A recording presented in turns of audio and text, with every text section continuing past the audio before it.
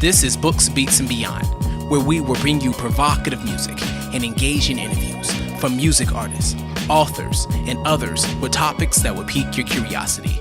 I'll be your host, Taj.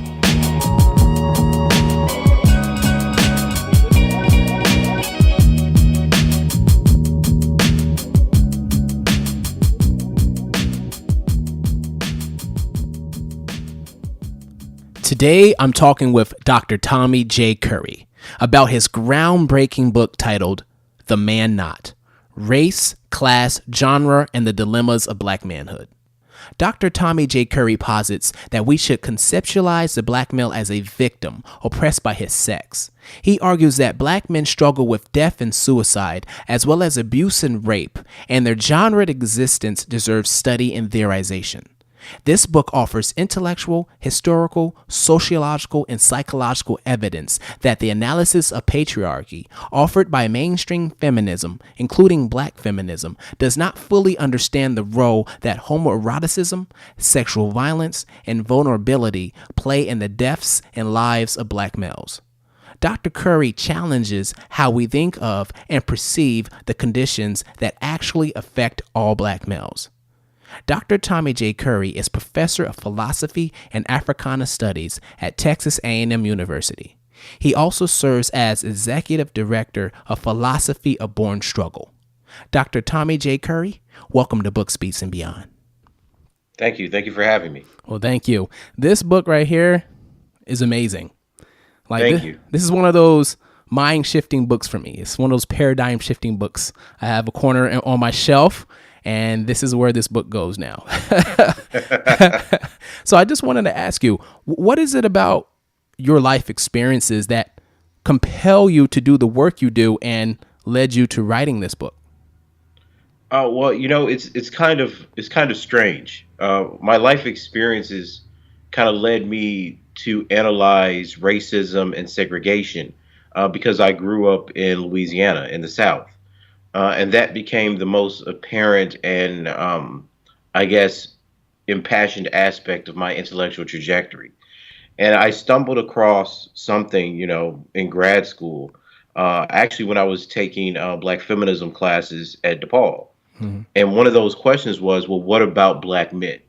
I was taking courses in gender theory. I was working towards a gender certificate. And all the analyses of Black men, because, bell hooks was big during that period of time, was early 2000s, centered around them being patriarchs. And being from the South, coming from a working class background, first generation, I didn't understand the idea of Black men having power and ruling over women through violence. Mm-hmm. And I remember one of the things that I said is that, I come from a family, a community where I've seen intimate partner violence, I've seen child abuse, but those things were never, as they say in the literature, unidirectional. These were incidences that flared up when people got drunk, men and women. I've seen women attack men, I've seen women attack children, and those things had a very different, grounded in reality than the kind of theory I was getting in grad school. And I remember being in a Black feminism class and saying, well, look, what about, women who attack men? What about Black men who are raped and victimized? And I remember the professor telling me, well, those things don't happen often enough to matter. Wow. Right. And the same thing. So, those kinds of problems were always on the back end. And I remember when I was working towards my PhD, one of the things that I ran across, or one of the things I said in class, was this idea that Black men were raped during slavery. Right. And there was this hush over the room, and then flat out denial. Wow. They're like, Black men weren't raped during slavery. Because the idea was that to be raped was only something that happened to women. Right. And I said, if you just, and I remember arguing with people, say, if you just think about this logically, that's silly, right? Like, if rape is about power, if we admit that, homosexuality is something that existed since the beginning of time, why would we not assume that queerness allowed for the violation of male bodies? And even at that point, I was like, even women raping men. Yeah. And then when I remember when they said, oh, you're just making up stuff now, Curry. If you're saying white women were raping Black men, So, right. So a few years later, after I finished my PhD, I actually ran across Thomas Foster's work in some passages in slave narrative. So I said, I'm going to write an essay on the philosophical importance of black men being raped during slavery. And actually, chapter 4 of the book, Eschatological Dilemmas, is that essay. It was Mm. the first essay of the book that I wrote. And one of the two things happened. I presented that paper at a conference, and a black feminist booed me. Whoa. Um, Really? yeah, yes. So she booed me and said, she was like, "Boo, boo," Wow. and I remember just being taken aback by it because I'm like, I'm reading. You've read the chapter. The chapter's about Yeah. black men suffering, and the argument was, well, you're doing research that takes attention away from the real victims who are black women, right? Why is it a competition? Is what I'm not. Because that's the logics of gender theory that we live in. Mm. And I remember the other thing, and this is what changed my life, is that black men, I presented it at a few conferences, and black men start coming up to me and said that happened to me. Wow. Yeah. And that's what made that project more than an intellectual project for me. Mm. Because when I started Eschatological Dilemmas, I was really just trying to explore an interest, something that people told me didn't exist Right. throughout my graduate and undergraduate career. When I started meeting black male victims, and it wasn't just one. It was constantly, Yeah. one, two, three, four, Hmm. and it started bothering me. And they started telling me their stories about being raped as young boys, a few by men, but a lot more by women. Hmm. Um, it started changing me and unsettling me. It started unsettling how I saw the world. It started unsettling how I thought about black men. Because I was taught like everyone else. I think I was much more sympathetic to black men historically in my work, but I was taught the same thing. Well, black men are affected by racism, and that never settled with me. But I didn't really have the answers or resources because there was no black male studies. There were Right. just individual books that may say something different. Right. So in talking to these victims, I started hearing stories about young boys being raped at the ages of 9, Mm. young boys being abused by women, young boys being forced to watch sexual acts. And I started thinking, well, how does this change what we think black men and boys are vulnerable to? Right. How does it change what we think that they actually go through in life? So that motivated me to find out more. And the man not is really a testament to all the research I did over 4 years to try to get an empirically based theory out there about the realities of black men and boys, because the most cited works on black men are black feminist interpretations of black male life. Yeah. Right. The most cited book on black men, if you go to Google Scholar, is Bell Hooks' We Rule Cool. Oh And that wow. book has no citations. Mm. And I say that a lot about Bell Hooks' work because, people can, and that's not to dismiss Bell Hooks, but it's to say what is the grounding of what she actually knows about black men beyond her own Right. experience. The evidence. Yeah. Yeah. Right, Exactly. because we're interpreting black men based on one black woman's traumatic experiences of black men, and then we're using those stereotypes or that one experience as the basis of generations of theories about their aspirations, their motivations, and then how they actually exist in the world. Right. And I don't know any other group that we do that for in the academy. One of the interventions of Patricia Hill Collins' Black feminist thought was precisely to say that the positivism that studied black women as objects didn't draw from their lived experience. Hmm. But then the same black feminists who will quote Collins have no problem objectifying black men and narrowing them down to how black women experience black men Right. and nothing to do with black men's lived experience. Right. So. So the man not tries to break out of that, and that was a major inspiration. Trying to get the experiences of black male victimization, triumph, and failures to make them human. I think when I read the title, I read the subtitle so fast that I had to read it again because Mm. the subtitle says race, class, genre, and the dilemmas of black manhood. In my head, I thought gender, but you said genre. Why did you use Yes. that word?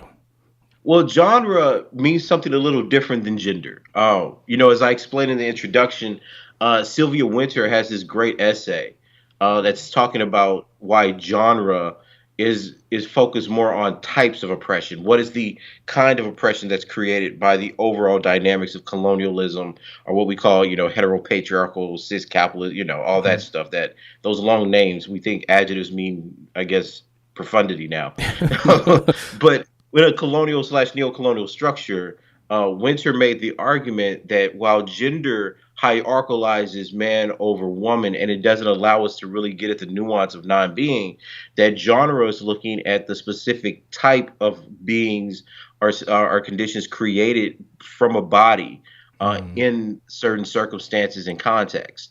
So I thought that was much better than saying let's argue about gender and try to break through that hierarchy of male female. That debate doesn't interest me because most of the debates about gender, as I demonstrate in chapter 1, never apply to black people. And why is that? Certainly didn't.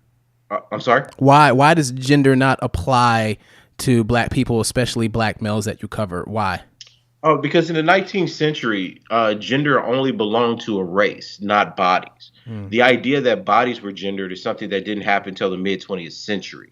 So when you look at ethnologists or even early feminists, their argument was not that they were more feminine because they were women. The argument was we're feminine because we exist in a patriarchal race, and the feminine energy counterbalances the male patriarchal energy. And this is actually part of the statements that you get from people like Elizabeth Cady Stanton and Susan B. Anthony when they're arguing for suffrage, because the argument was the male force of the dominant white race is destructive and it takes over and conquers. And it needs harmony, which is why you need to rule with the dominant and educated female force of the patriarchal race. These women did not disown patriarchy. They embraced it and said that feminism perfected it. The difference is that savage peoples like the Negro were considered to be feminine, which is why white feminists and white men both insisted they had the natural right to rule over savage races like black people. So that's an ethnological distinction that existed well into the early 20th century, 1920s, 1930s, which is why you have this language of the white man's burden and the white woman's burden. This is, you can see that, like, it's fascinating to me because all you have to do is like really read what they're saying. This isn't some kind of deep philosophical exegesis. This is me like quoting the exact words of the people during that period of time. So and there have been other historians that have done this work too. So it just didn't apply to the Negro in that way. And not applying a gender to the black male. They've done it with the black female, but it seems there's been a lot of more writings coming from black females where they're able to express themselves through the struggle. But you say that when it comes to black males, that gender doesn't apply. And when you try to study them in academia, why aren't they studied? What is it about the black male that doesn't allow for the study of them like we do other genders, I guess? We're going to stop right here and take a quick break, and we'll be right back. And what it sounds like, passport, rap. I wish Black Lives Matter to black people. Somebody said to me, and my reply was, that's evil. We never had a chance to recover. Try progressing and they hold us in. Do a little research on Tulsa, Oklahoma. I agree to an extent, but Martin's last contemplation was we was on the wrong side of the fence. We integrated too fast. This abusive relationship that we have, man, they tried to erase us off of the map and visualize the life of a person trying to survive. Genetic annihilation they facing upon horizons and patience and in the asylum, we crazy, ignore the violence and basically been free for like 50 years out of some thousands. Through the eyes of Malcolm, with Rosa Safford, Colin Kaepernick took a kneel upon his platform and out here risking careers to relay a message. And we still terrorized and viewed as a human second. Every time, this melody gives me the chills every time. Words that I'm writing, I mean in every line. Stand and I speak for my people every time. Every time. This melody gives me the chills every time. Words that I'm writing, I mean in every line. Stand and I speak for my people every time. My outlook on this place we plant our feet on. Don't be surprised you see a teardrop on sunny days. These vibrations I'm sensing more like gray skies and raindrops. Sliding down the window of a broken home. Generation after generation of the same hopelessness. At times I wish that I could make my spirit fly into the souls of black leaders. What is it about the black male that doesn't allow for the study of them like we do other genders, I guess? I think, the first thing is that, as I say at the end of the book, there is a prejudicial view there are biases against black men. Biases that we have traced out in attitudes, because black men are thought to be more violent than every group in the United States.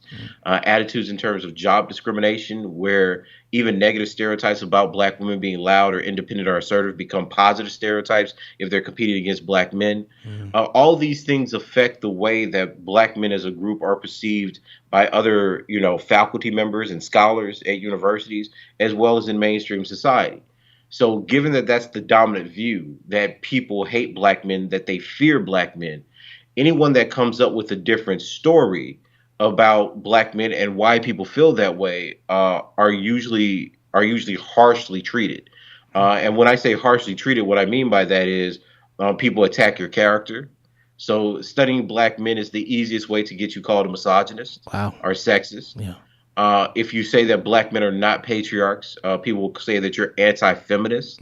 If you challenge the idea that black men have privilege or that black men are naturally violent, people will call you a hotep or say that you're anti-woman. So I think that part of the culture of the academy stops people from writing or just applying basic sociological theory to the condition of black men. And I think the other part is that for many people, including black feminists, and that's not just black women, but that's also black men and women, the question's already settled despite the evidence. A lot of the evidence on black men suggests that black men are not sexist, that they're not anti-woman, that they're not patriarchal. Most of the measures for the last 20 or 30 years show that black men fundamentally disagree with the ideas that white men have on masculinity. Right. And in many cases and measures, they far exceed white men, white women, and in many cases, black women on some of their gender progressiveness, as well as their opinions on childcare and progressive programs in America throughout the society. So that's the problem right there, you're saying, because when we think patriarchy, we think that since they're black males, the same patriarchy that white males follow, we think that goes with black males. But you said something in your book, and if you can break this down, you said, we are not studying men when speaking of black males. We are studying negations of white man itself. Exactly. And what I mean by that is that the whole concept of man, and when I say the whole concept, I literally mean since the 1800s, because one of the first essays actually making that argument that we're not studying men, we're studying the negations of white man was Frederick Douglass in 1854. He wrote an essay on ethnology, his views of ethnology during that period of time, where he's saying the white man thinks of himself as man, the black man thinks of himself or told that he's brute. So why is it that when we study the brute, we have to reflect on why white man created the brute to be the white man? Wow. And it's a fascinating essay, right? Because this is 1854. Like we don't think, oh, black men are actually engaging the problem of what we now call gender. Right. But this is Douglas in 1854 explicitly saying, right? And he titles the essay, the title of the essay deals specifically with ethnology, that the way that we've conceptualized the concept of the Negro race, because back then races were measured by their men, is fundamentally based in the superiority complex of white men. This is crazy, right? That it's right there in front of you if you just It is. And that's what I mean. The issues that we haven't read, and that's what I think I show through the book is this is not me as a philosopher saying, here's my wild theory. Right. I'm saying here's the culmination of just reading and how everything we haven't read fundamentally changes what we have to think about black men. Right. And look at, it's like, look at the evidence, look at the data. Like, why have black men historically been more progressive than white women? And this is not debatable, right? Like, since they started taking attitudinal surveys, black men have been far less sexist than white women. So then how is it that white women get to use their idea of gender vulnerability as women to say that they're somehow vulnerable, progressive, have a standpoint? But black men who have literally been enslaved, been raped, been lynched, been mutilated, been castrated, not have any gender standpoint whatsoever. Right. Exactly. Like these things, I'm just saying intuitively, No, it's fascinating. As I was reading it, I'm like, I felt like we, as black men, we feel like this all the time. We just didn't know how to articulate that feeling. And this book does that in such an in-depth way. Like when you start talking about black male vulnerability, Those two words to people is like an oxymoron. Exactly. Can you describe what you mean by black male vulnerability? We'll be right back. If you're enjoying Book Speaks and Beyond, do us a favor. Go into the show notes of any episode, click on the iTunes logo to subscribe, rate, and leave a review. So for me, black male vulnerability is, the totality of the conditions that allow anti-black violence, erasure, suffering, fungibility to accumulate around the black male body. So unlike other gender theories, I'm not arguing that black men have a unique oppression. What I'm saying is black men have a unique position because their bodies in the United States allow certain types of violence to accumulate around them disproportionately more than other groups. And I think that that's important because when we're talking about rape or child sexual abuse or child physical abuse or police killing or rape in the prisons, what we're talking about are how certain bodies which comprise a population, specifically black men, are allowed to be treated in a certain way because of their dehumanized status. Right. And that's why in the book, by saying that the theoretical position of black men is not one of privilege, but one of dehumanization, which is why the empirical evidence, which is why the lived experiences of black men don't change the gender theory out there about black men. Right. Because they're not in a position where their humanity pushes back on the stereotypes. Right. And I think that as I was reading it, I had to keep in my mind the term man not. Right. Yes. If I keep that as the term, I feel like that forces my brain to look at it differently. Right. And anyone that understands that, because you can't just say, like if we talk about intersectionality, you have black and you have female, you have white, you have man. But if we say black and man right now, because of what we think about patriarchy, we're going to think we aspire for power. But if I say black man not, you're like, what's man not? Then you have to understand that term. And I think that just opens up a whole can of worms when it comes to the situation. Exactly. And that's the term of the genre, right? That's the genre term I use for black men, because there's a long history of black male authors, from Frederick Douglass to Clyde Franklin in the 1980s, saying that black men are not men. Right. That in the United States, Anthony LaMelle writes a whole book on this when he looks at black sexual politics, that black men have never been considered men historically, politically, or economically in the 20th century. So then my question has always been, and this is, I think you can see the frustration of this in the first few pages.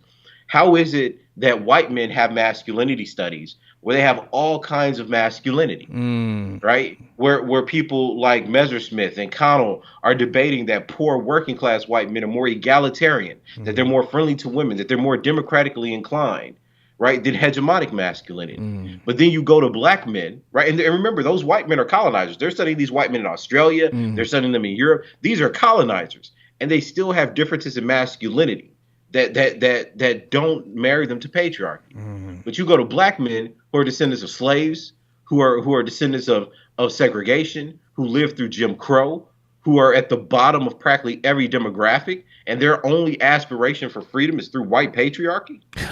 Right. And that's what I'm saying. Like even if someone is suspicious of the data, right? How can you be suspicious of the logical argument?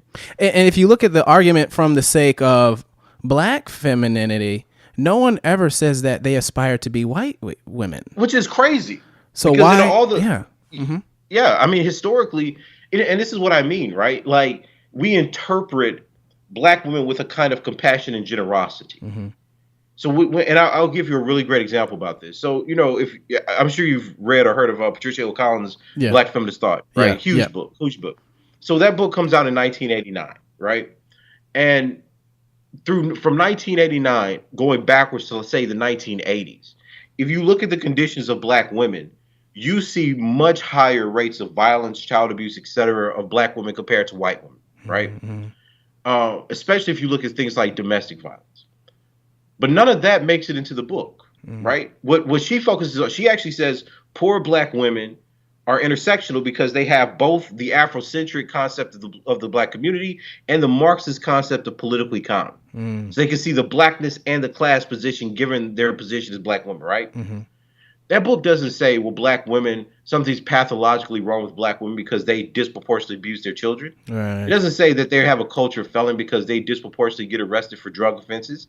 It doesn't say that they're violent even because they have disproportionate rates of intimate partner homicide. During this period of time, they were actually killing more black men than black men were killing black women. If you look at the FBI supplements on domestic violence, Wow. none of that is used to frame how we should interpret black women. And I'm not saying that it should be. No. But what I'm saying is, so when you look at poor black women, they have a rich epistemic grounding of how they view liberation, despite their disproportionate rates of violence.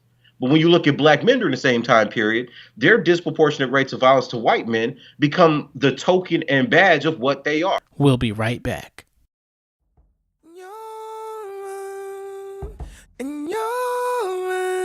See, cause you've never been the same as anyone else. Don't think the same as everyone else. You're and you're. See, you'll never conclude with anyone else. Don't think the same as everyone else. I had everything, everything. I could change anything.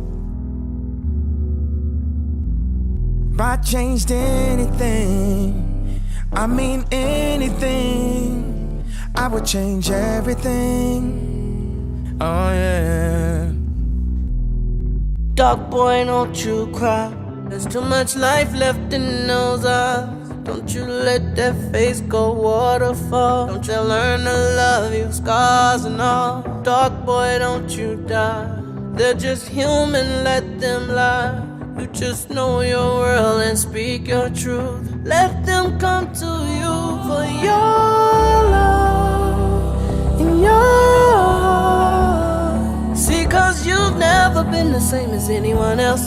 Don't think the same as everyone else. It's your call, there are no wrongs. See, you'll never conclude with anyone else. Don't think the same as everyone else.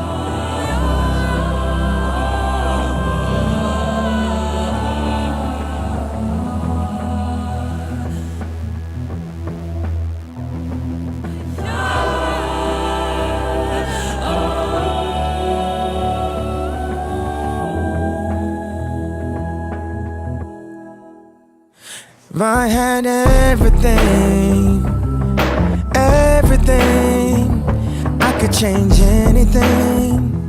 I could change anything. If I changed anything, I mean anything, I would change everything. Oh yeah. When the media slings mud, we use it to build huts. Irrefutable facts, merciful, beautiful, black. Beloved brother, you fail to embarrass them, harassing them. To my life, your life pales in comparison. So go write whatever blog. Messiness is not ever the God. Do what's necessary, I'm never worried. Listen, vultures, I've been shackled by Western culture. You convinced most of my people to live off emotion. That's why we competing. Death by the chrome barrel, forgot the secrets. My killer been Gerald, bone marrow's the deepest. You can peep at the comments, but don't fall for that. We want freedom. I'm a scholar in all. So why isn't black male truly studied for what he actually is? What is academia afraid of? I think it's the same thing that the Western society has always been afraid of. Patriarchies fear racialized men, right? This work has been done by historians, and I think Jim Sedanius' work on social dominance shows that that's the case today. And I think that the academy, being a reflection of society, is very aware that black men who have always reacted against colonialism, imperialism, and patriarchy would ultimately spell its doom. There's not a moment in history where black men have not been framed as the destroyers of Western civilization. Right. And I think the academy sees that because the position of black men refutes everything we think. Like the presence, actually studying black men ruptures gender. It ruptures democracy. It ruptures capitalism. Right. Wow. Because if we study black men, then it shows us that there's a history of homoeroticism where white men rape black men. It shows that the idea of white female vulnerability and feminism was never about freedom, but the expansion of imperialism and the domination of racialized men the world over. It shows that democracy is false because you have to create bottom level people, and those bottom level people happen to usually be racialized males. Wow. Right? Yeah. Every narrative that we have, every theory that we have in the university and the academy would falter if you start studying black men. Wow. Feminism falters. Liberalism falters. Right, because black men are the group that's basically still suffering from a kind of neo-slavery. Wow. They comprise the largest group by rate of the prison industrial complex. They have the lowest life expectancies.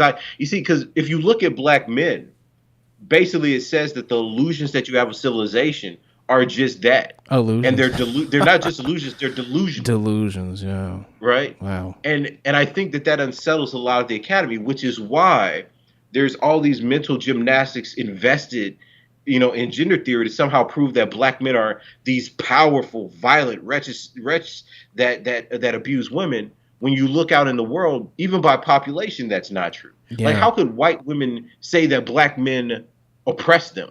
Mm-hmm. Given their demographic and numerical superiority. Right.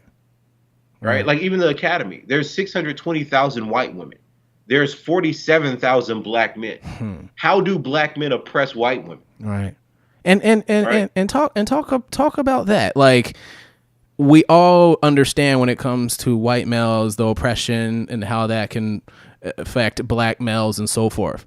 But you talk about white women and their oppression on black men and black males. Yes. And I mean, how would you describe that to somebody to make them open their eyes that this is possible? Well, I don't know how you describe it.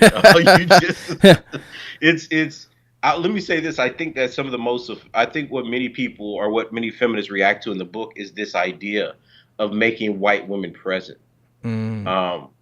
Because I think the way that we're taught to think of racism is to absolve white women of oppression. It's to suggest that, things were bad and they were women of their time, so they were racist, but that didn't include violence. Ah, wow. I see. Wow. And I think one of the things that you have to show people, as I do throughout the book, is that white women were integral to the maintenance of domestic slavery, right? They were the ones in charge of assigning duties and chores to slaves, that they had the most intimate contact. So it made them it put them in prime positions to rape young men and boys. And lynchings. I mean, didn't they have to have picnics? Like, who's putting this together? Exactly. So I think that you have to open up with the historical fact, and then you have to ask yourself, why has this been hidden? Yes. Right. Why has, because here's the funny thing. When you read white women historians, they're more than honest about this stuff. I mean, like, you could look at Nancy McLean or Kathleen Blee or Louise Newman's work, Alison Snyder. Like, white women historians are all like, yeah, white women are just horrible people historically. But theoretically, nobody wants to interpret white women that way. So then I read Black Men, and I found Archibald Grimke's piece where he's like, so we will just accept that all these white men are raping black women, and we don't think 1 out of 1,000 white women are raping black, and this is, he said this in 1913. Right. So he's, and I remember I went to the Netherlands to present this work, and a woman in the audience said, well, don't you think that the reason that men are afraid of talking about histories of rape is because of homophobia? And I said, no. I was like, what are you talking about? I've just read you all these passages from like Grimke and, from James's, autobiography as a slave. Cognitive dissonance, huh? Yeah. I was like, why are they talking about it? Like, James Stewart's autobiography is talking about how he was butt naked and bent over forward because he couldn't get a fire started. I was like, why is he telling us this? Right. Why is he telling us that his head is between his legs and his buttocks is faced towards his master? Right. What is it? And that's what I mean. Like, this is what I mean by the culture of dismissal. When you look at, black male vulnerability, is that I'm literally giving you stories and testaments of black men saying, I was victimized, I was raped from enslaved people in segregation. And your argument is homophobia. Right. So in the book, you kind of talk about the racist sexualization of black males in America. Yes. What do you mean by the sexualization of black males? Well, that's a great question. I'm actually published a new article on this that I'm calling phallicism. So here's what I mean.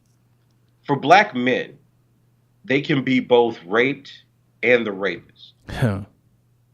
And right, and I call that phallicism because what you see in every culture of racial domination, and I mean like the Armenian genocide, I mean, the perils at the turn of the century, like the yellow peril with Asians, when you look at the Holocaust, you always see dominant patriarchal groups come in and say the racialized group is a lesser kind of man. Right. They're effeminate or effete. And then simultaneously, as they're being called lesser men, you see both that group being raped by men and women of the dominant racial group, and you also have them being constructed as the rapists. And in every case study I found in the 20th century, that is the case. Why is that the case? If you can get deep, why? I don't know. That's what I'm figured out now. I mean, I'm trying to, because there seems to be something about European cultures that want to, because they're patriarchal, want to establish superior maleness, but use homoeroticism as well as the construction of hypersexuality to do so. And this just seems to be the way they work, because they work this way even in genocidal regimes. And that doesn't make sense or theoretically it doesn't make sense, because the dominant view of genocidal regimes is that they try to kill men and boys between the ages of 15 and 55 first, because those are the groups that usually fight back against genocide, right? Those are going to be the ones that are most capable of forming resistance. So then to say that not only does genocide or racially repressive regimes function to eliminate men first, they also eroticize them. That's something that theory just has not caught up with, because the only thing that we have is psychoanalysis, right? Like, oh, well, they just desire X, and in that desire, they can make these men into, love toys, or they can make them into, feminine boys or whatever. There's tons of theories out there, but there's nobody actually accounting for why this has happened repetitively throughout history. Because you kind of talk about how white masculinity and its dependency on violence, rape, and murder of the black male. Can you elaborate on that a little bit? Sure. So it kind of goes in line with that brief history. Black men came to the United States as slaves. So, and this is, in the book I actually say this, there's all kind of accounts of the British raping, native men throughout the colonies that they established around the world. Right. Black men are no different in that regard. So how do you subjugate a population? And I think that's what it comes down to. Like, what is the fear that white people constantly perform in the United States? And that fear for the last 200 or 300 years has been that they would be outpopulated by other groups of men. And I think we see this happening, right now. When I talk in the book about racial endogamy, that's what I mean, that they're fearful that other group of men are going to impregnate their women and take away their culture. This was something that white feminists were, Bell Kearney actually made a speech after, 1870s, 1880s, where she said, look, we got to make sure that the Negro vote doesn't allow him out in the public, because if he starts mating with white women, he'll destroy our Anglo-Saxonism. So this has always been a longstanding fear throughout America by white men and white women. So whenever we see lynching, it's like one of the main things was just castration. So it's like that deep-seated, you can change the culture just by interacting with my woman, right? Exactly. But I mean, look, that's the logic, and that's what I mean is that look at what we do. You can look at history and you can read these segregations, and these segregations are not apologetic.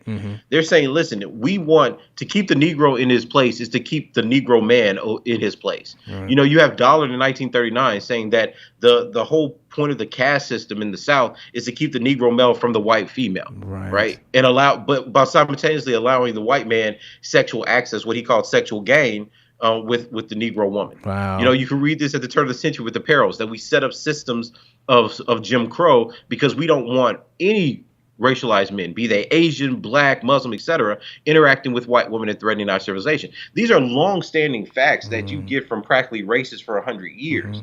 But then you fast forward to the 21st century, and we have to pretend that racism's generic, that it didn't have a particular male character, and that's what this is the part of intersectionality that I think is ridiculous. Women do not suffer racism the same way that men do, because the ideas of patriarchy have explicitly stated time and time again that the largest fear that the white republic has is being outpopulated by racialized men or alien men. They used to call them alien men back then, right?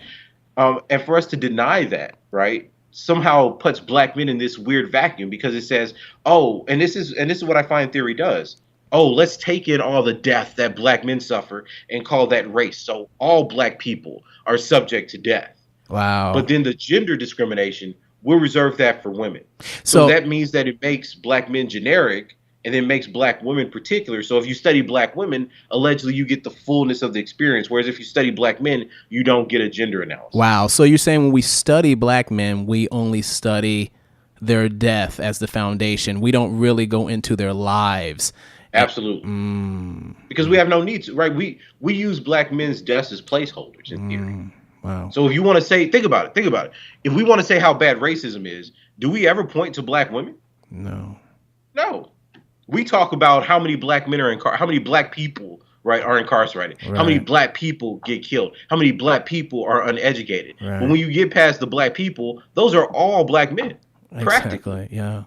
So black men become the generic placeholder of what we mean by race or racism. Right. And we need that because if you start breaking down black women, then their outcomes are much better, right, than black men. And in some cases, poor white men in terms of health outcomes are mortality, right? So you need black men to kind of, anchor down the impacts and the consequences of racism. So why do you? But then when you start talking about body, I'm sorry. No. Go ahead. When you start talking about bodies, right?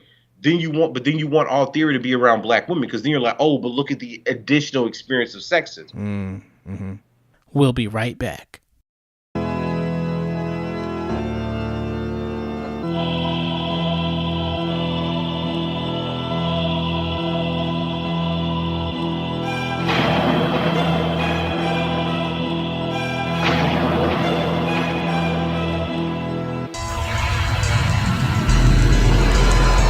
Black Frankenstein, a horror, like black man with all white jurors. They tried to take my power, instead they made a monster.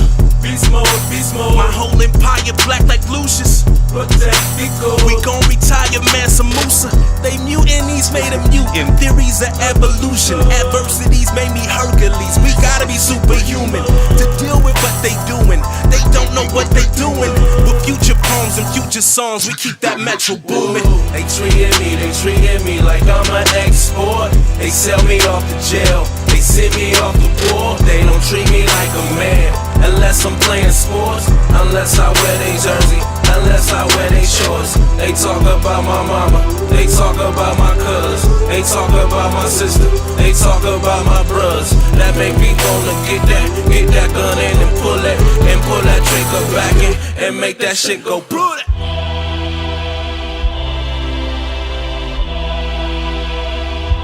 Now if you take the fist of a fighter, the brain of a scholar, the heart of a lion, and put it with some animosity, this is what you get. This is what you get. This is what you get. This is what you get. Black Frankenstein. Hey, you gonna need an army just to bring me down. Hey, you need a team of officers to beat me down. Hey, I'm just a man, a human being, my blood is red. Hey, but when I walk around, I'm like the living dead. To you, I'm just a man that God created, Genesis. Hey, I'm not the Frankenstein that made experiments. Not a guinea pig, not a chemistry trick. I'm just a son, a father, brother, husband, cousin, lover, something other than the thug they wanna make me out to be. Black man and I'm proud to be. You could never beat it out of me. Shoot your gun, it's so cowardly. It's proof they want me in the ground beneath.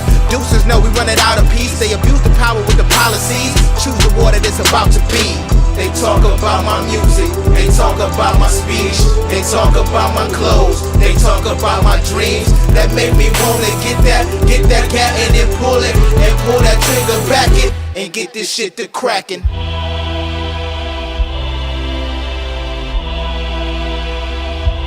Now if you take the fist of a fighter, the brain of a scholar, the heart of a lion, and put it with some animosity, this is what you get.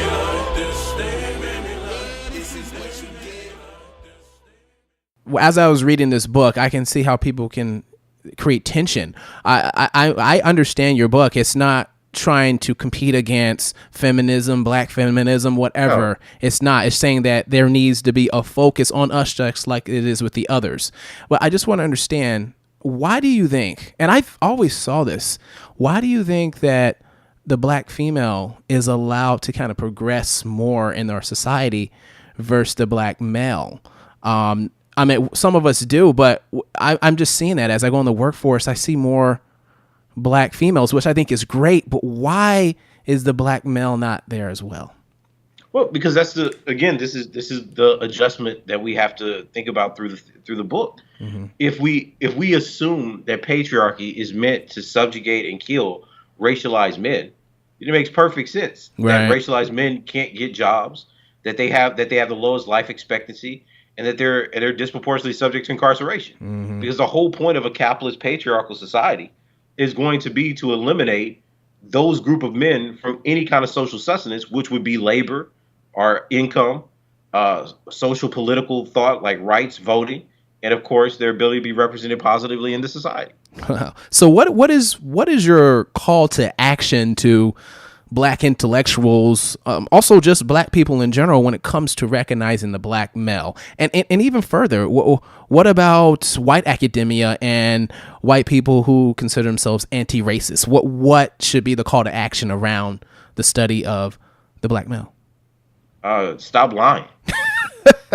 I mean, if we're just going to be like, I guess, I mean, because let me put it this way. So if you forgive me for a moment.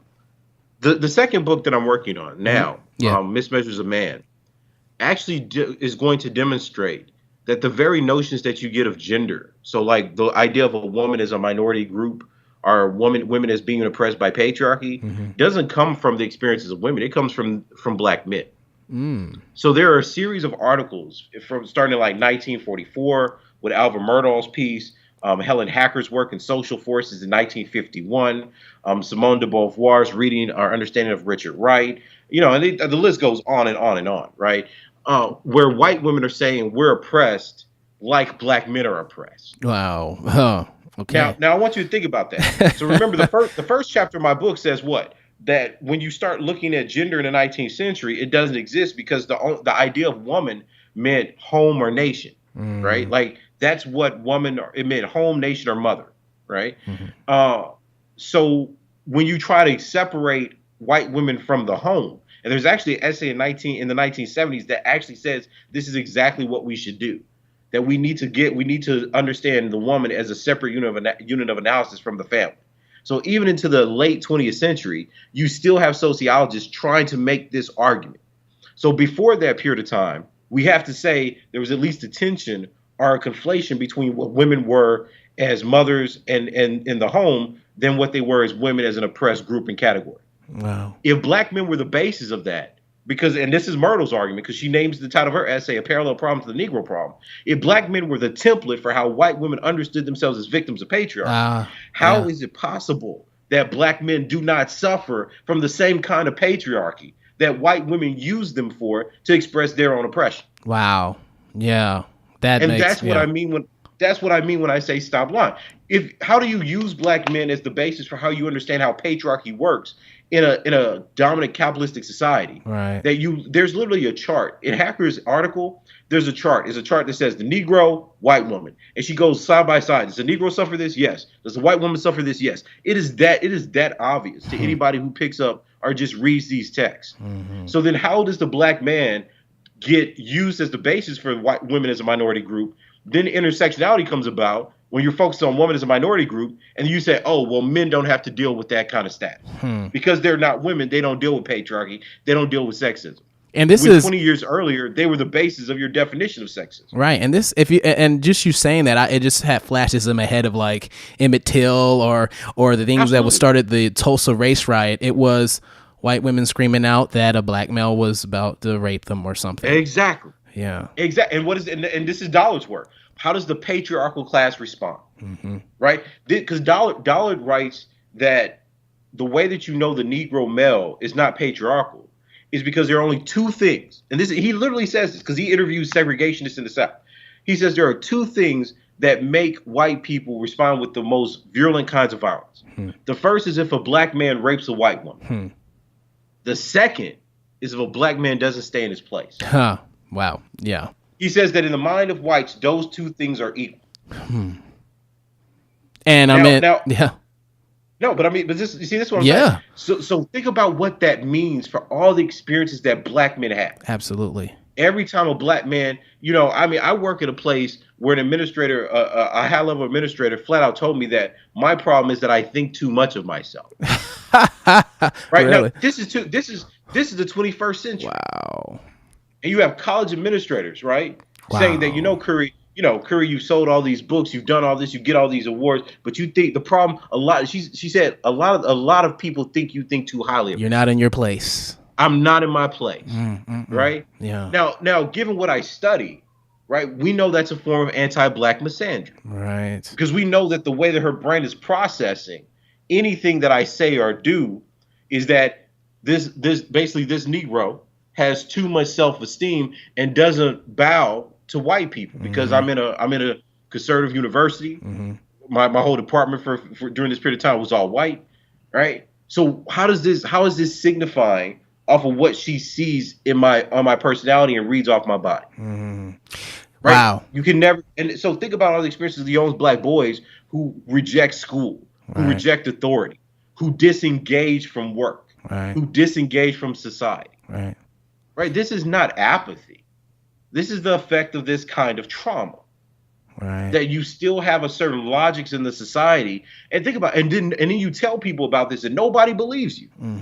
You say that there is an experience of being a black man that black women don't understand. So that what the society's not recognized. So what does the Academy do about people around like Malcolm X or Huey P. who are expressing? They don't study. Malcolm X is a patriarch, right? I mean, like this is what I'm saying. Yeah, they see Malcolm that X angle. I see. Yeah. So he's a nationalist. So nobody really studies him seriously. You may have him as a counterpart to King, but overwhelmingly the consensus is that King was right and Malcolm was wrong, right? Huey P. Newton has a PhD and nobody reads Newton. I mean, I teach Newton in my classes. We read Revolutionary Suicide and his essay on Fear and Doubt. But overwhelmingly nobody engages Newton because he was part of the Black Panther Party, so he was a rapist too. Nobody reads Cleaver because Cleaver was actually convicted of rape. So all of his analyses, that I write about in chapter 2 in the lost manuscript that he had, nobody cares about that because he's a rapist and a patriarch. Wow. So everything, and this is what I'm saying, everything that you deal with black men in the academy becomes reduced down to they were patriarchal if they're not explicitly pro-feminist. You know what? As I was reading this book, this kind of digresses, but it's still on topic. As I was reading your book, I thought about the NFL with Colin Kaepernick and how the men in the NFL is just hyper masculine, right? How can you dishonor this country and say that you are vulnerable? What are you talking about? This doesn't make any sense, right? Stay in your place. You're a brute. This is Douglas's argument. You're a brute. You're not a man. But that right there is the vulnerability. But like I said, black male vulnerability in people's mind just throws their mind into whack. How can you be vulnerable? Actually, I'll take it a step farther. How is it that when black men in this country protest their own oppression, they either lose their lives or their jobs, but every other group is able to benefit and make their careers either over the death of black men or killing black men? Wow. Because and I'm vastly serious about this. Yeah, no. I am definitely serious about this. When you look at what's happened to Colin Kaepernick, he kneeled, and his career was taken away. Right. You look at the women that founded Black Lives Matter. Yeah. They got speaking tours. They've won national awards, right? I think they got like a Peace Prize or something, right? And they've made their careers off of the death of black men.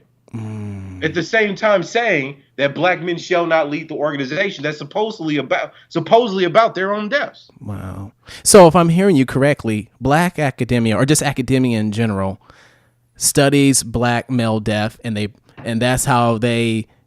Some profit off of that, even if they don't even know they do. And at the same time, even organizations out there that are trying to make change, still black male death is the underline. But no one really wants to truly put black male in the front and study that. Absolutely. And I was on a panel a few years ago with someone from Black Lives Matter Canada, where my research paper was on the rape of black men by police. So what I was saying is that, look, you focus on the death aspect, but you don't focus on sexual vulnerability, because a lot of these men are sexually harassed, if not flat out raped. And I just started listing cases of black men that have been raped by cops. Right. And the response from the young lady who was, part of BLM was like, well, I'm just upset because you're talking about black men. And I said, and this was my question. And this is what I'm saying. I was like, so, and she was like, because I gave all the numbers and everything. And she's like, well, sometimes those numbers don't take into account sexual orientation.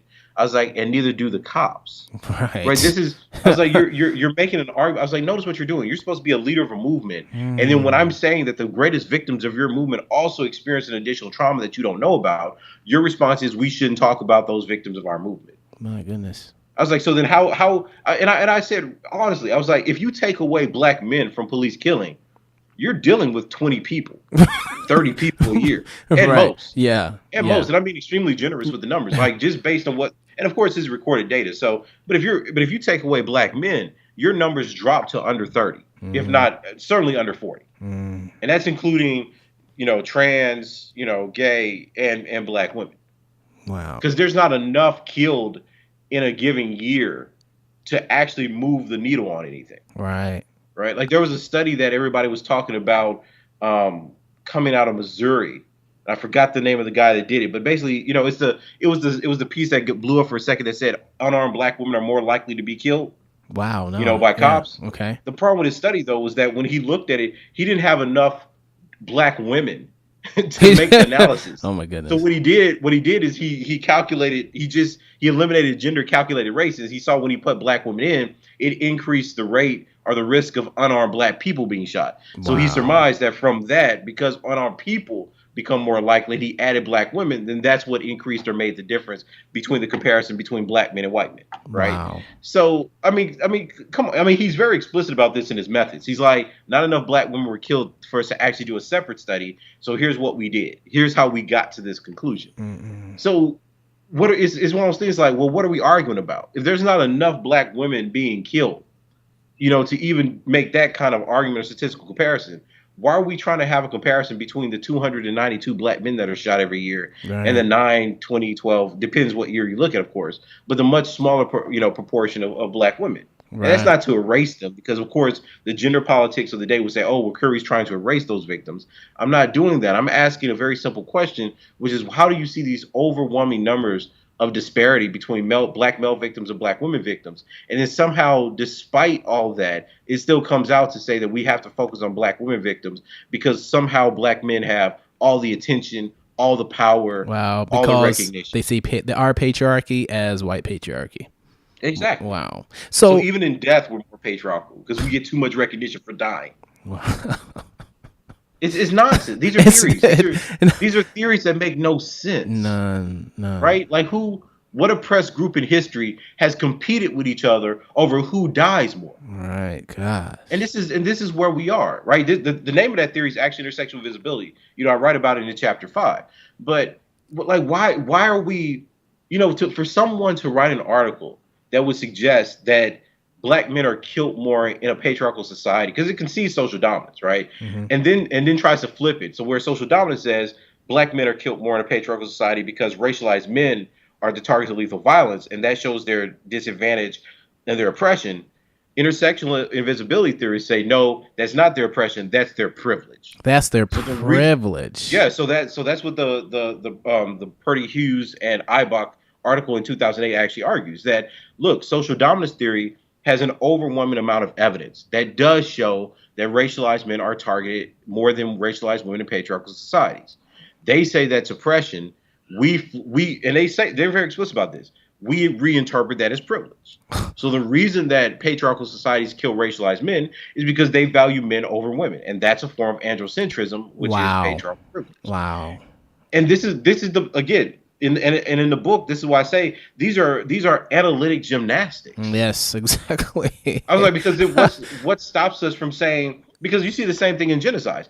Genocides wipe out men first. Right. So are the victims of genocide patriarchally privileged? Are they dying first because of male privilege?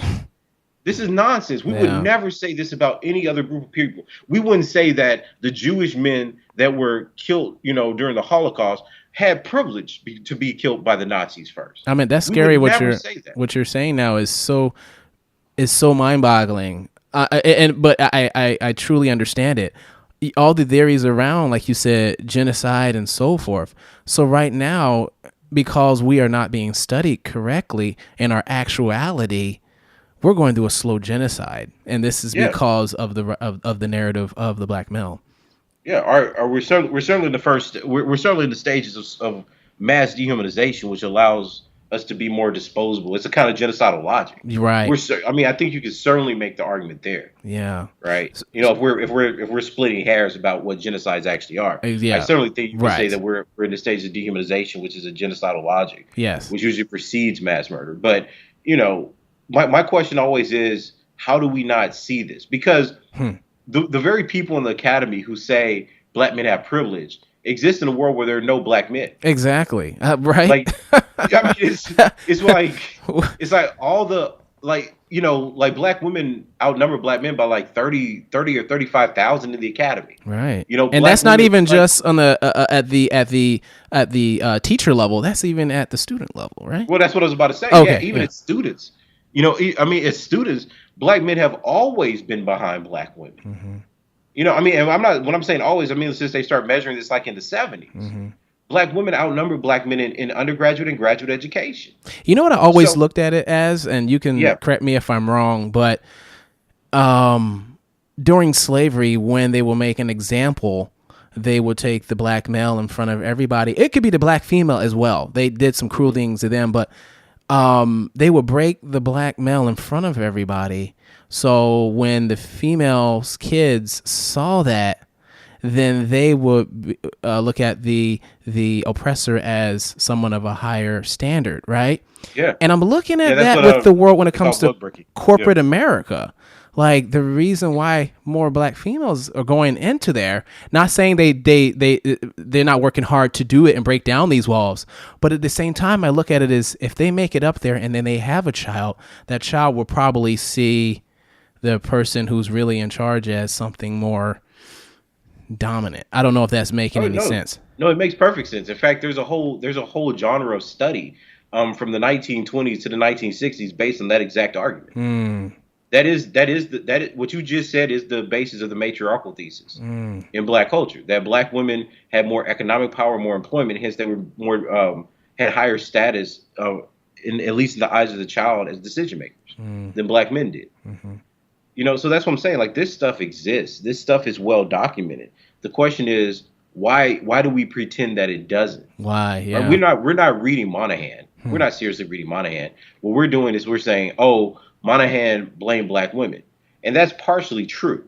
He did blame the matriarchal structure of black women and single mother households as part of the cultural downfall of the black race. But what we leave out of the Moynihan report, which he's very explicit about, is that that's because black women have a will to succeed. They want to be educated. They want to move to economic, the economic structures and stages and classes of society. Black men don't. Black men are lazy. Black men are idle. Black men are not intelligent. Black men are deviant. Like this is all in the Moynihan report, right? Black men are dangerous. So it's again in the second book. This is what I'm writing a section called "Rereading Moynihan," but I'm always puzzled by this. Like people act like somehow things were said about black women that were sexist and misogynistic, but nothing was said about black men. Yeah. And if something was said about black men, that's racism. That's not gender. Right. I just don't think how people can even if I just say lynching, if you really study a lynching and what happened to the black male body, how is that not rape? How can you deny that? He was anally penetrated. His eyes were gouged. Part and limbs of his body cut off. His penis was cut off. Sometimes saved as jewelry. Right. If you're looking at what is work, sometimes these black men's bodies were boiled into greases or elixirs, consumed. Right. Like, I mean, I mean, this is what I'm saying. Like, how is it that all this horror exists and people are writing about it, but this does not affect our theory? Does not affect our theories. Wow. It does not affect our theory. So even the fact that black men were the basis of how white women created the minority group category, right? What makes white women a minority was based on them saying how closely aligned they were to the Negro condition, specifically the black male condition. Wow. And we pay no attention to that. And we so that debate's happening up to the 1970s. We passed Title VII, and 10 years later, we say that black men are patriarchs. Wow, this makes me think when it comes to, this country, white male was dominant, but then the white female was always trying to fight for her position as well, voting and so forth, right? So to say that the black male is more privileged, are they saying that if a black male is the same as a white male and he was allowed to vote in a sense, how does that affect the white female in a sense? So these suffragists were not playing. So these white women, here's what these white women argue, right? Because this is actually a chapter that I've actually finished for the second book. So these white women during suffrage were arguing that if you give black men the right to vote before them, that the lower level of manhood, so the racialized manhood, the brutish manhood of black men, would destroy white civilization because they would rape white women. They would get to decide. No, and they say this plainly. Like I can send you the PDFs of the Revolution. You can read this yourself. They would rape white women. They would make decisions as a lesser group, right? They actually say this as a lesser group of men. They would make decisions for white women who are much more refined, evolved, and educated. Wow. Right? Than they were. And here's the kicker. Phoebe Cousins actually makes this statement in the second volume of History of Suffrage. She says, listen, I've observed the Negro, and black women are much more intelligent, and as a class, they're better off. But black men are brutish. She says that they've learned from the slave master all his tools of brutality, and that should never be empowered with the right of the vote in the United States. So, and this is what's fascinating to me. When you read, like I was saying earlier, when you read people like Bell Hooks or Beverly Guy Tull, their analysis of what black men thought largely come from white historians, right? There's actually, during this period of time, there's not much research, in all fairness, right? So during the period of time they're writing this, which is the mid to early 80s, there's not much research out on what black people actually thought during these periods of time. So you have to take that with a grain of salt. But on the other hand, Beverly Guy Tull, for example, knew of Rosalind Terborg Penn's work, who was a black female historian, who actually wrote her dissertation in 1977 or 1978 on black people during the suffrage movement. And what she was saying was that when you look at white women and how they treated black people, white women actually kicked black women out of the suffrage movement through a movement called educated suffrage. Only people who were educated that could read and write should be able to vote. And she says that what black men did was rally around black women and fight this movement, because you can find the earliest notations the appeals of this rhetoric in the 1880s, and they sided with black women and fought for black women to have suffrage. Now, mind you, this understanding is vastly different than what we have now of voting. Voting was not about equality, and this is what happened. This is how feminists and liberals get to play this neat little trick on us. They look at voting as an expansion of liberal rights, that this was something that every person should have the natural born right to do. But the debates in the 1800s about voting were not about equality. And you can see this even if you read the suffrages. It was about the right to self-determine. The argument was who was evolved enough to rule over others. And that's the argument that white women are having. They're saying because we're white and because we're not Negroes, we have the natural right to rule over them. We are more evolved. And because you said how the womanhood was looked at back then, that was the home, that was the foundation. Why would you destroy that? That is exactly what they argue. What will happen to the white home?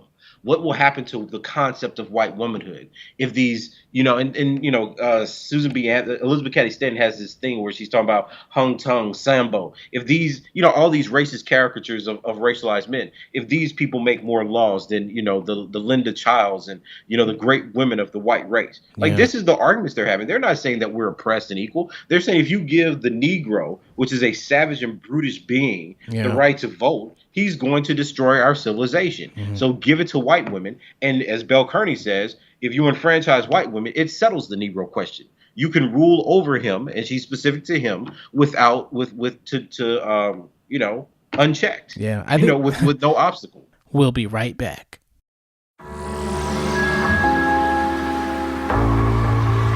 I shine as bright as the moon, skin as black as the nighttime. They're killing the youth, slipping away at the lifeline. Part of me, if a part of me just can't let it go. They told me when I was 12, my people that came in boats, 12.5 million shipped to the new world, 10.4 probably made it to the new world, 16, 19, mark in my history, cotton picking, no God given what was meant for me. I don't want your reparations, save it. I see children in the street, shot dead on the pavement, blood overboard, bubbling. We royal got a right for us, so let's get the rumbling. I can see the boards on the White House tumbling, kicking down the doors on the motherfucking government. Wait, reload, gotta take that, we know. Telling I'm a liar, no. Telling I'm a liar, no. Telling I'm a liar, no. Telling I'm a liar, no. Telling I'm a liar, no. Stop telling them they wild stones when you know they dying. Wanna know why you can throw a whole race of males off? Huh? Bill Clinton gave us them jail laws. First and minor offenders go down like bloody murder. Now statistics telling the children something that should be unheard of. In America, I can't be no chattel. But educating, shout that real nigga asshole. If you're enjoying Book Speaks and Beyond, do us a favor. Go into the show notes of any episode, click on the iTunes logo to subscribe, rate, and leave a review. I think the craziest thing about studying history, and this is not all people. I don't like to generalize, but it seems like when we would talk about white people and how they would say the black people are savages, black men are savages, it's almost like a projection of themselves. Like, absolutely, everything you're saying is what you're doing now. Absolutely. and it's just mind-boggling how that flies over people's heads. I mean, but black men like David Walker were writing about this in The Appeal. Right? I mean, he was writing about this in the late 1820s, 1830s. This is what Douglas says in 1854. This is what Delaney said. Black people, especially black men, have had this pessimistic orientation towards the world, precisely because of their location in it. And I think that one of the, I ran across a study from 1929, and it asked this question: is the Negro happy? That's the title of the article, right? And here's what it says. Here's what the findings of the article was. The article suggested that black men were extremely pessimistic about their life chances. Yeah. And black women were not, that they were more optimistic. Wow. Okay. And I found it because this is 1929. So, and I found it fascinating because it suggests the authors conclude that, well, black women are delusional. Right? Because they said the black women are delusional because they said that their social status and racial caste seems to not make a difference in terms of what they see the possibilities of social mobility being. So so the view was, if they worked hard, if they just went inch by inch, right, they can make some gains. Black men were fundamentally pessimistic because they said their view was no matter what they did, someone would always be there to crush them. So they said that the black man had a much more realistic perspective about segregation and Jim Crow. Wow. And I was arguing with somebody on Facebook about black men. And I said, does no one find this strange?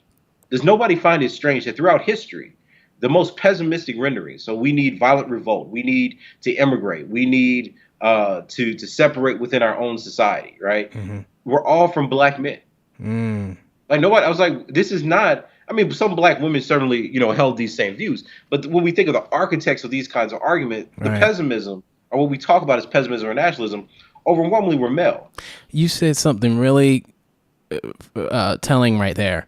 Whenever the black male would try to stand up for himself like a human would to protect himself and his family, it strikes fear everywhere. Absolutely. Right. But then if white males do the same for their country, let's fight for a country, we have to protect the homeland. No one's scared. What is heroes. That? They're patriarchals. Right. I mean, but this is what I'm saying. Like, again, this is what I try to point out, given the previous literature. Right. Because Connell writes about this. A patriarchal society needs expendable and disposable men. So how do you inspire working class white men who are outside of the ruling class, who don't have money or are not educated, Right. to want to lay down their lives to protect their country? You make it an honor, Right. right? You reward them with the idea of a legacy and with patriotism, with protecting their women and homeland, protecting their culture. But notice when black men do the same thing, right? Because, and this is, again, I use this kind of example in my classes, right? Because we have this deep association of black men with patriarchy and violence. I say, what other way are societies built? I was like, so let's get rid of the ethical question for a moment. Let's stop with the rhetoric. How do societies build themselves? So if you build a society and no one can protect that society from invasion, Right. what happens to the society? It's done. It's done. Let's not make this grand. I was like, let's talk about family structures. And I always ask the women, I was like, so people think black men are patriarchal, right? Yeah. Okay. So do black women when somebody breaks into their home, when you get scared, who goes to check the noise out? The man or the woman? Right. Male. The male. Right. Right. When these mass shootings happen, who are the people? What does our society say? Oh, let's honor the men who sacrificed their lives for the women. Right. And if because there was a situation in the shooting, I don't know if it was in Utah or Colorado, the mass shooting in the movie theater where there were men who left their women, and there was this mass outcry on social media. They're cowards. Right. I was like, so let's have a real conversation about what we think about black male death and the obligation it has to protect female life, especially black female life. I was like, how is this not the same logic that we use to structure the disposability of men in a patriarchal society? Exactly. And if you believe this, and the reason I said this is because I was setting them up, of course. The consequence of the argument is, well, if you fundamentally have this belief, then what would you have said about these black men that put black women in leadership positions during the 70s and the 1960s and 70s? So you say black men have a responsibility today to protect and sacrifice their lives to protect black women's. But then if black men would have put black women in the front lines of militant armed resistance, because if black women are leading, then they're out front. Right. Are you willing to accept black female death? And the overwhelming response to that was no. No.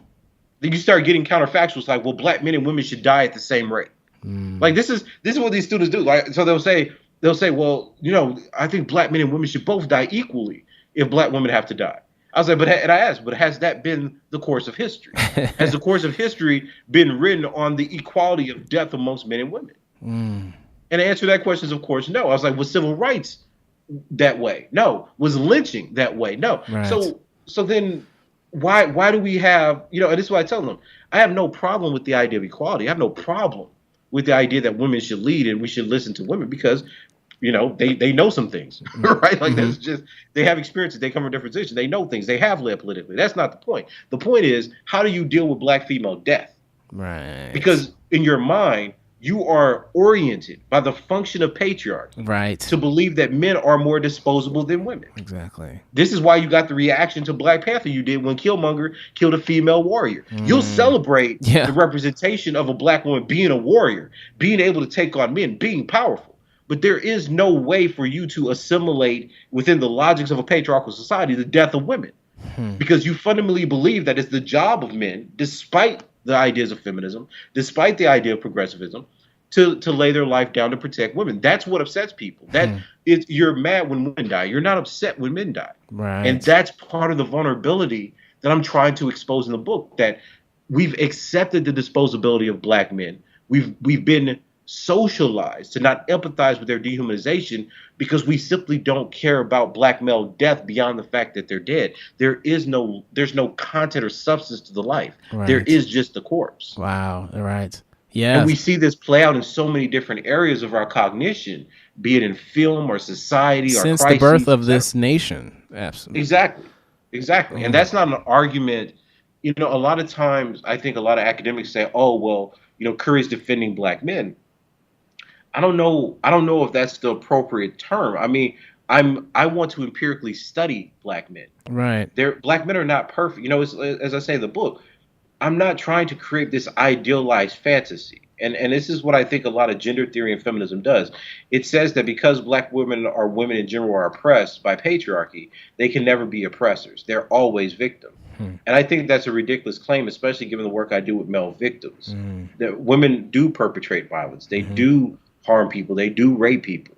And those are very serious crimes that need to be both recognized, and they need mental health services to deal with the trauma and readjust their behavior. Right. But when you talk about black men, despite their vulnerability, despite the trauma that exists in their lives, they're always and forever will be perpetrators of violence. And there's no reason for that. There's no reason that we have to only interpret black men in that way. So let's say we all become aware of black males' man-notness, if I can use that as a word. Sure. What effect do you foresee this having on the black scholar, black activist, white anti-racist? So the white anti-racists I never really trust, flat out. I'll just start there. I mean, that's just kind of the tone I've taken in my literature. Because I think everything that we know about formidability and threat construction shows us that the white anti-racist is culturally programmed to fear black men, racialized men. Still, right? I understand. So they're going to be perceived as more aggressive. They're going to, and as a just side note, this is ultimately why I think the intersectional logic of coalitions fails. Because when you look at the history of racialized men, the reason that you had, the black messiah, so to speak, is because they can't form coalitions with other groups the way that women can. And this has been the case throughout history, from anti-lynching forward, because people are fundamentally afraid of black men. Right. And the minute that there was any kind of racial integration of black men in other groups, then you see what Michelle Wallace said. Suddenly it was white women were hypersexualizing black men, and black men just wanted white women. Right. So these are the sexualization of black men are ever-present threats. That side note being taken to explain why, I don't know if it'll make a difference in coalitional logics. In terms of the practical effects, I think the book makes a tremendous difference. For black scholars, it gives us a way to reimagine, based on actual evidence, what these kinds of subordinate, what Connell calls subordinate masculinities actually were doing throughout history. Because if you look at a masculinity as being separate from patriarchy, then the question is, well, what is this life like? What is this ontogeny? What is this development? And I think black men are an excellent study test ground for that. The other thing I think that it does from a scholarly point of view is that it allows us a new comparative basis to look at black men and other racialized males. Because this would then suggest that if black men actually are outside of patriarchy, are victims of white homoerotic patriarchy, capitalism, etc., then there are going to be some parallels between, say, the black male case and the Jewish case in the Holocaust, the Armenian case and the Armenian genocide. Black men and the Japanese or Asian men during the Yellow Perils at the turn of the century, right? So it gives us a new basis to compare masculinities across the board that are not using white masculinity to gauge. On a practical level, I think it opens up a wealth of information and possibility in terms of new protocols to treat black male victims. I think recognizing black men as victims of trauma, be it child physical abuse, child sexual abuse, or even black men who are victims of domestic abuse, would allow us new ways to treat those victims, to deal with interracial violence, and to readjust some of the solutions we have. Because in the academy, we're still overwhelmingly based on a Duluth model that says that patriarchy leads to abuse, whereas all the studies that white people are actually doing on other white people suggest that things like alcoholism, child abuse, previous trauma, depression, drug and substance abuse, those types of things lead to domestic violence. And those types of programs would be immensely helpful to decreasing violence in our own communities, especially when you look at the relationship or correlation between poverty and residential segregation and intimate partner violence and intimate partner homicide. So I think that overall it gives us a new way to not just deal with black men, but to reformulate the ecological basis of violence in our communities that will also help black women stop abusing and not socialize black children into abuse. So I think that those are immense benefits of this kind of perspective. But I think the flip side is that anything that does something genuinely new, that tries to innovate, is always met with backlash. And I think that in the case of black men, that backlash is particularly harsh because the view, I mean, you can see this on Twitter, the idea is that black men are trash. You have academics at institutions like Yale and major research ones believing that black men are trash. And that genocidal language is not only shared, but embraced by many black academics, men and women. Mm-hmm. So when you're saying, listen, this, because it's nonsense, right? When you look at the proportion, and I mean this very literally, if you look at the proportion of male single offender killers of women, that number's under 200 most years. There's over 12 million adult black men over the ages of 18 in this country. So we're using hundreds to talk about millions of people. And that doesn't happen, because if you look at the groups, if you look at the death of intimates or women, single offender female perpetrators of intimate death, be it children or men, those numbers are just as high, or if not higher, because you're including children, right? If you look at just them killing their spouses, the numbers are, maybe if it's 200, they're probably like 120, 110, just depends on the year. Wow. But we're not using the minoritization of their violence to talk about. This is what I mean. We read black men based on stereotypes. There's no logic to defining black men based on a minority of offenders in their race. So that is literally what we reject as racist stereotype. So how is your book being received by your peers and other people? What has been? Well, it's gotten great. It's got great academic reviews. I mean, every review written about it thus far has been positive. But I see the kind of public reactions around it on some of the blogs on Twitter, things like that, where they're trying to cast it as anti-feminist and things of that sort. Yeah. And I'm not, to me, that's whatever. I mean, my view is that feminism has its place. It's certainly made its contributions, but those contributions have been overwhelmingly towards our understanding of women. I think it's a shame that they think it's anti something. But that's the way we think. Yeah. Right? That's the way we're taught to think. So I don't call myself a feminist because I study the history of feminism, right? I'm not impressed with it. So, but nobody's ever asked the hard, and I think this is the difference. Like, nobody asks me the hard questions, so they'll say, oh, well, Curry's not a feminist. He's not running from a feminist perspective, so he's wrong. But nobody says, does Curry actually know the history of enfranchisement, suffrage, women's rights, black, because all I do is read black people, and that includes lots of black women. But where does Curry come down on healthcare? What does Curry come down on, childcare, access to medical needs for children, dependency, like these types of things, starter grants for black female entrepreneurs. Like, nobody's asking those kind of questions. They want to talk about the rhetorics of female equality, which has very little to do with what actually matters to black women in terms of equality, because health outcomes are a much bigger threat. Access to health care, access to quality food, fruits, vegetables, freedom of movement within neighborhoods, equal pay, when black women come out of college because they're swarmed by overwhelming amounts of revolving debt. Like, these are real questions that affect the political economy of black women in this country. But those questions are not on the minds of many people in the academy, because what they see as a major threat to black women's livelihood are not structural inequality, but black men. Right. And because I fundamentally disagree with that perspective, largely because the numbers and the evidence just doesn't bear that out, that sets you up to inevitably be cast as anti-something. We'll be right back. I'm 22, just glad that I made it past 21. Cause most niggas my age never make it this young. Still well alive and breathing with oxygen in my lungs, but wondering why this world can't properly show us love. They look at us like we thugs and animals of the wild, but I've been inside this environment since a child. How can I survive when this nigga's on the prowl? When the police want me dead, my government shows them how. I'm just saying though, thinking as I'm walking out the door, I said a prayer to the Lord that I safely make it home. My nigga just lost his job. I'm talking about writing songs and getting out on this road. He talking about kicking doors. He said my nigga chase his dream cause I believe in it, but that shit just ain't for me. You see, I need something quicker. Get on television, tell about just how we living. Either locked inside a coffin or get locked in they system, won't you? Please say a prayer for my young niggas. Somebody got to save them while they can. Kicking down doors, filling loaded pistols, and they ain't even fighting for the man.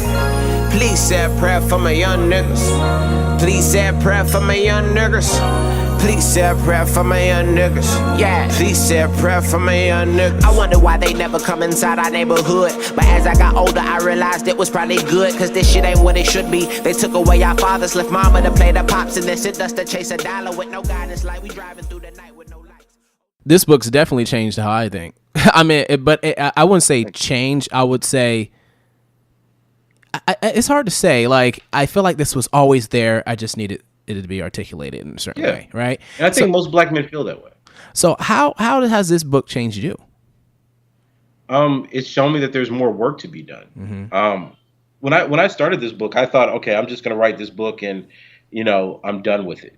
I'm not, this will just be the end of the debates about, black men. And here's the funny thing is that since I published the book, and this is kind of a personal thing, man. I've received so many emails from black men who have been revitalized or rejuvenated from the book. I've received emails from black men who were suicidal and said that the book saved their lives.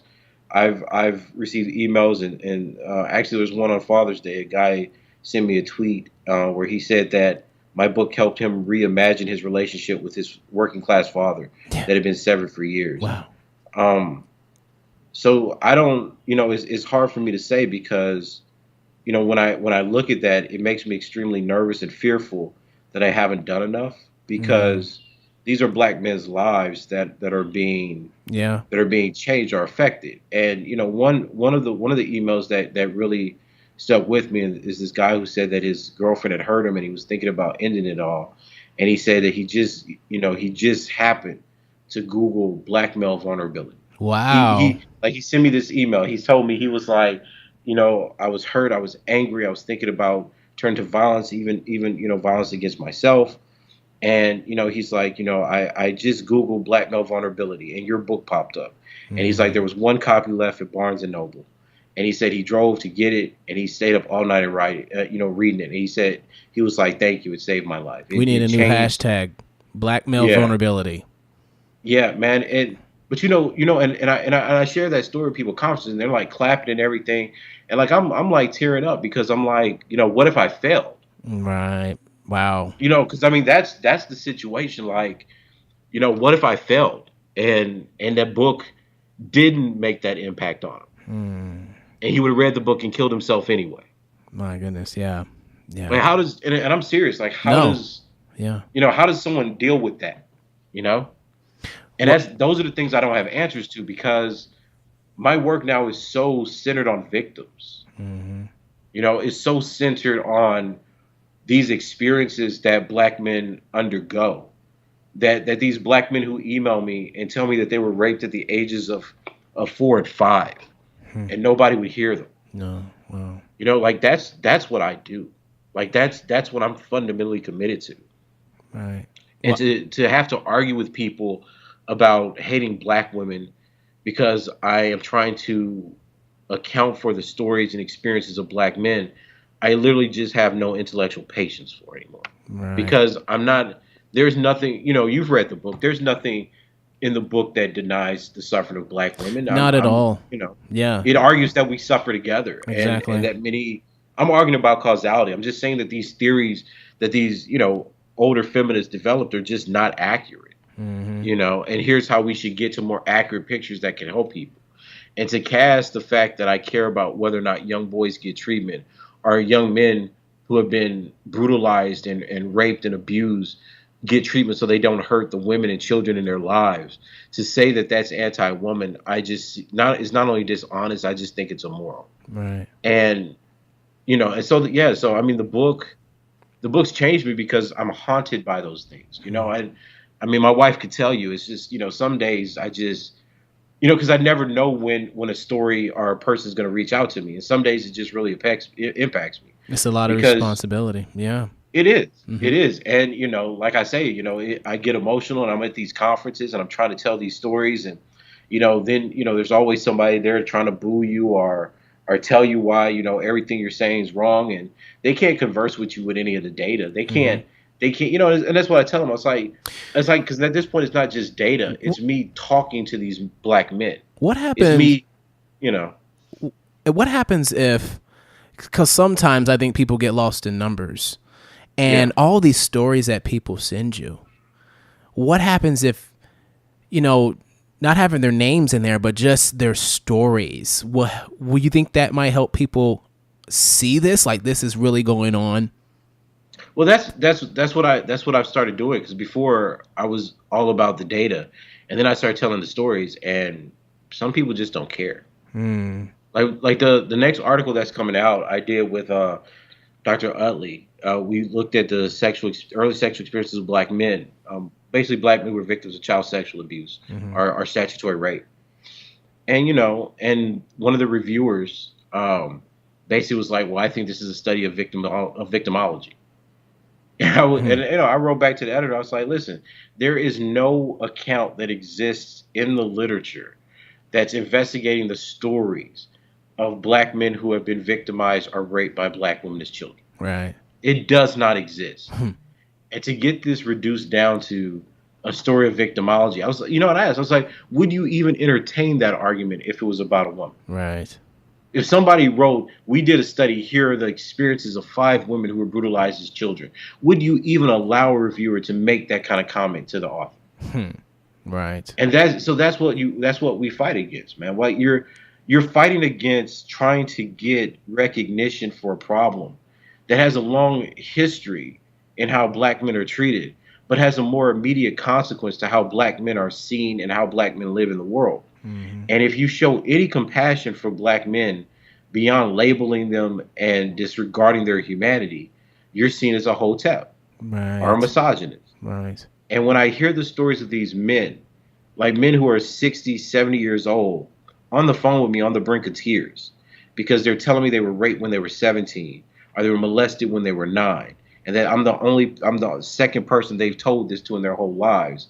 And I'm not a clinician, right? Like I guess when I wrote this book, I didn't think that it was going to create the sense of lack that it does, because I stumbled across all kinds of problems and people who are hurt that I wasn't trained to deal with. Right. And I'm trying to create a field of study, black male studies, where people who do know how to help these people can feel free to write and to engage literature and to develop protocols that can actually address victims. Right. And part of that is theoretical, which is to correct all the mistakes that we've had in theory. But the other part of it is extremely personal and practical, which is how do you get people who have been brutalized and hurt help? And nobody seems to be interested in that part. Nobody wants to say why are black men disproportionately committing violence against women? Or why are black men killing themselves at such a high rate? Nobody cares. They just say, oh, they're just cis toxic masculinities. Right. And they're just infused with patriarchy. So you're saying patriarchs don't. Yeah, I'm sorry. No, you're gonna say one of your biggest struggles is not only you fighting against academia and when it comes to theories, you're not fighting against, trying to help the practical part of this. Yeah. How do people get treatment if you don't think that? Like, how do black men get treatment for domestic violence when much of the literature, when you deal with white people, says that domestic violence is linked to some previous trauma, either child physical sexual abuse or some kind of substance addiction? How do you deal with it when it's linked to depression, anxiety, right, poverty? Right. These are all things that black people as a whole are disproportionately affected by. Right. Which is why you see black women have a disproportionate amount of violence against their spouses and their children. Like, it's not, and that's it's not, like I said in the introduction, the only reason gender theory makes sense is because we racially profile black men. You look in the same neighborhoods, the same households, black women are just as violent.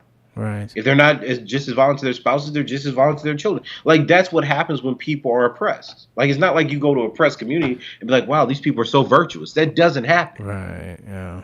But then black men get singled out. So we don't talk about child abuse. We don't talk about the fact that the age of debut for black men in this country is before the age of 14. We just pretend that these black boys who are having sex between the ages of 9 and 13 doesn't affect them at all. Exactly. So these women who take advantage of them, these men in their own communities that take advantage of them, that doesn't create any kind of psychological trauma. Right. Oh, but we look at the white literature in child abuse and trauma. Oh, there's so many theories, so many studies that talk about how the services, the adjustments, the compassion, the recognition that male victims of child violence need so they don't turn into violent predators or abusers. Right. Oh, but black men don't need those services because they're just patriarchs. Right. They're just built that way. Don't worry about the resources of mental health. Don't worry about them having a space to talk about their victimhood. Black men are just fundamentally geared towards violence. That's why I like this book, because it goes so well with our show, because we interview a lot of hip hop artists. and the majority of them are black males, right? And the hip hop you see in the mainstream, it like helps solidify the false narrative of who we are. While a lot of the people that we interview, their music's a little deeper. They really do express the vulnerability of black men that they wouldn't want to push out in the mainstream. So your book, it makes so much sense to the people I interview and so much sense to my audience that they need to hear this. Because as I was reading, I was thinking, this is hip hop. This is what happened. That's why I like hip hop. Yeah, this is what I teach hip hop. This is what it is. They constantly show all the masculinity, but everybody ignores the vulnerability of why they're saying that in the first place. And then but I mean, in the article that we just published, I have a whole section just on kind of the testimonies of hip hop artists. And I snuck it in there because, I was like, listen, when you look at the people who are leading the charge talking about black men being victims of rape, it's not academics. It's hip hop artists. Right. It's Peter Guns. Right. It's Chris Brown. It's Lil Wayne. Right. All these, it's DeRay Davis, black comedians. It's these people saying, look, at the ages of 12, 10, 15, I was raped by an older woman. Exactly. So then, and then, and the way they're talking about it, it's just like Lil Bow Wow comes out. It's like, yeah, when I was 12, whatever, I smashed this 20-year-old woman or something. Right. Like these stories matter because they're suggesting to us that the way that the culture and the political economy of poor black life is structured is that black boys are not seen as boys. They're seen as men.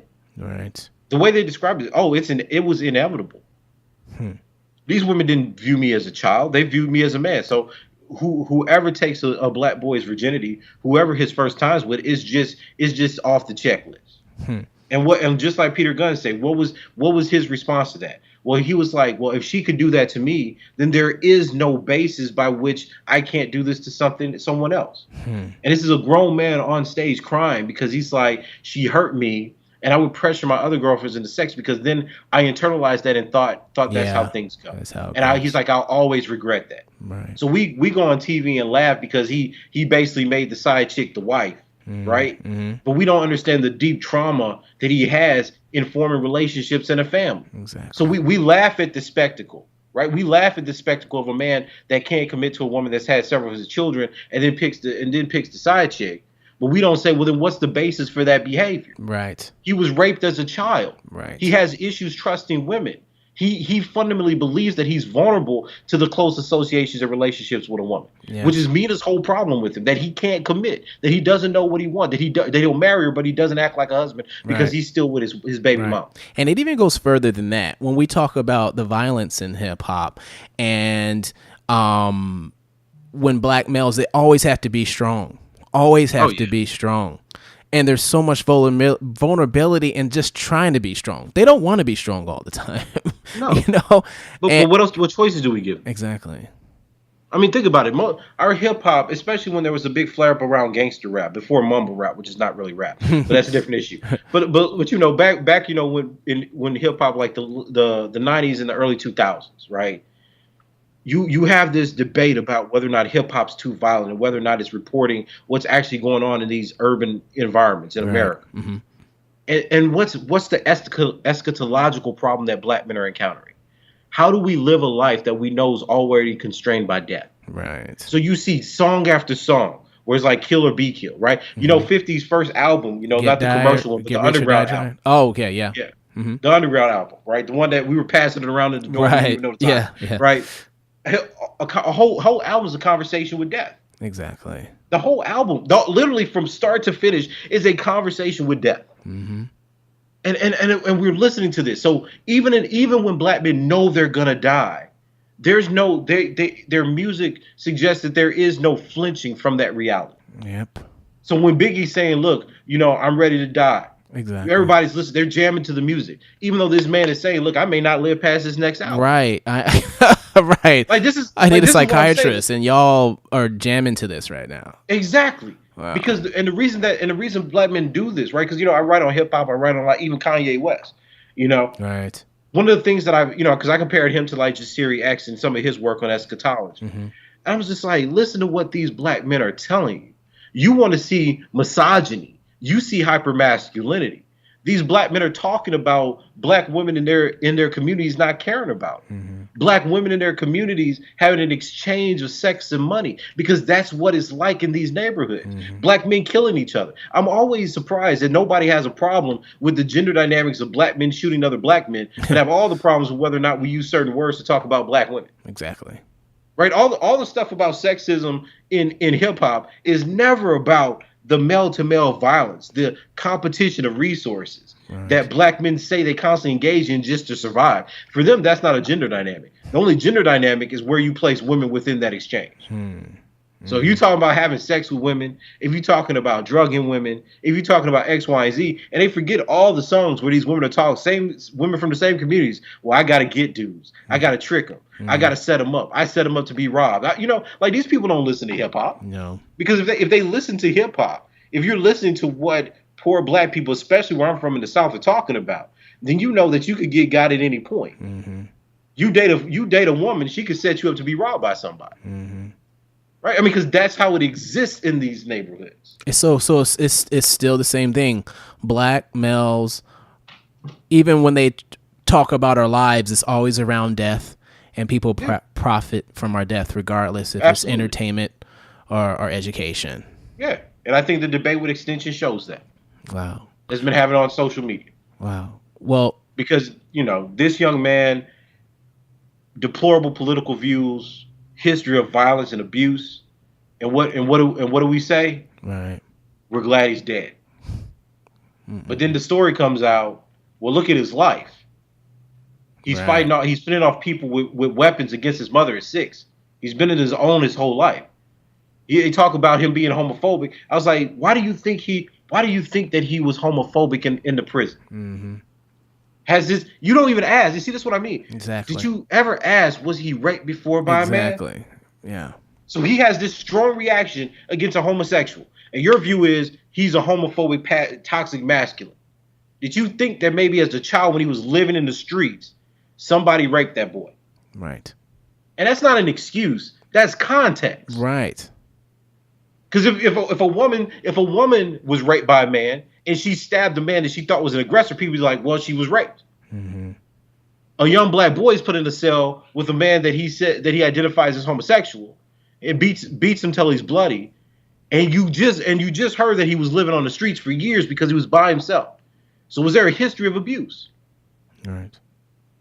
And again, not to justify his choices, but why does the theory suddenly go to the fact that he was a dangerous, toxic black man, that the world's better out, instead of looking at what the world did to this person? Because we have been programmed since the beginning to see us as subhuman, man-nots.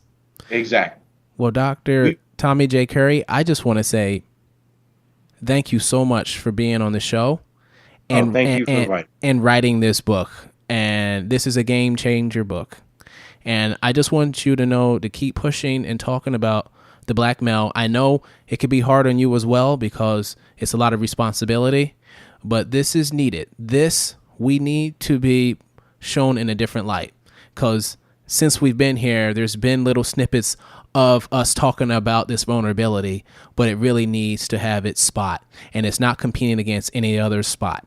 So I just want to tell everybody that's listening right now, you need to read this book. If you have a black man in your life, if you care about black men, you need to read this book. And I just want to say thank you so much, Dr. Tommy J. Curry, for being on Books, Beats, and Beyond. Thank you, sir. If you want to purchase the book or any of the music, I've included links in the show notes. Or you could just go to booksbeatsandbeyond.com. And you know what's cool is, by clicking on the links, you support the guests, the music artists, and we get a small commission, which is no extra cost to you, that will go toward the operations of this show. Also, click on the iTunes link to subscribe, rate, and leave a review. If you did this stuff already, I just want to say thank you so much for your support. Remember, let's read, listen, explore.